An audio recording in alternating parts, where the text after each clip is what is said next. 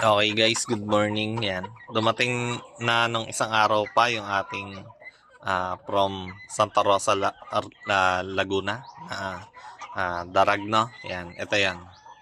So, yun. Medyo hindi ako satisfied, no, sa itsura ng manok.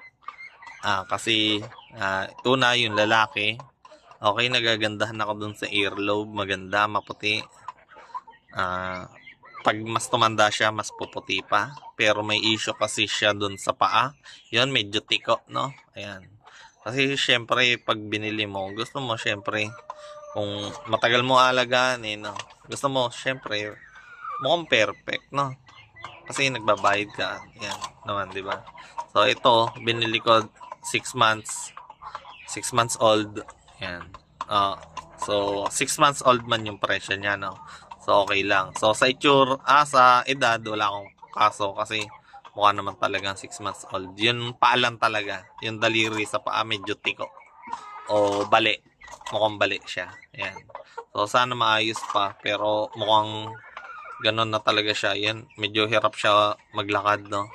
Kasi may, yun nga, tiko yung daliri sa paa. Yan. Tapos, yung babae naman, ito, binili ko na 5 months old. Kasi may nabili na rin akong 5 months old talaga, no? Yan. Yun yung first batch natin. Ito, first batch. Ito, mukhang, yung size niya, mukha siyang, nasa less than 5 months old. Siguro mga kulang lang ng, 2 weeks. Ito, mukha siyang 4 months old. Yan. 3 to 4 months old ito. Yung size niya. Yan. So, binayaran natin na 5 months old. Mukha siyang 4 months old. 3 to 4 months old. Yan. At saka, yung isang kulay ng babae, medyo hindi ko gusto. Pero, binili ko na lang din yung ganyang kulay. Kasi, masyadong, halimbawa, ngayon pa lang sinend yung picture, hindi na ako nakapili gaano. Tapos, kinabukasan na ng umaga, ipapadala sa shipper. Yun. Ay, ang tagal-tagal ko yung hinintay.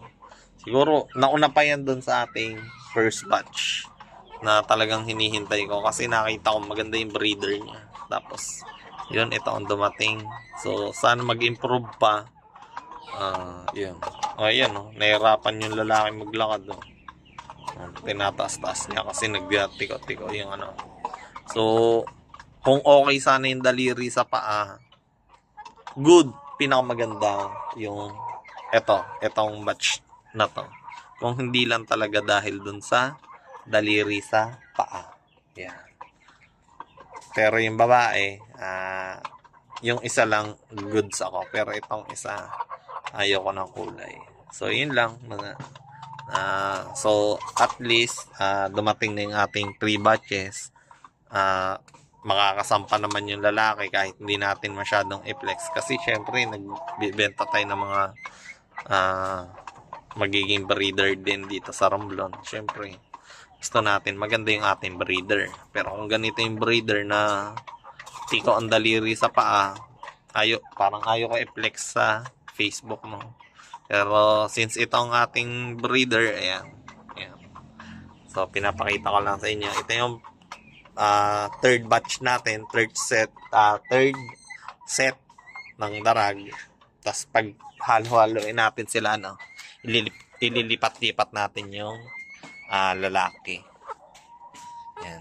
Para hindi siya iwas tayo in breeding. Ito yun naman yung ating second set. At yung ating first batch. Yan. So, itong lalaki talagang mukha ng 7 months old. Pero naliliit na naman ako. Ito, 5 months old. Yung kulay lang ng earlobe. Yun lang. Pero, maliban sa kulay ng earlobe, nakukulangan lang ako. Pero mag-i-improve pa naman yan. Pero goods na yan. So ito, yun. So yun lang muna mga kateknik. Bye-bye.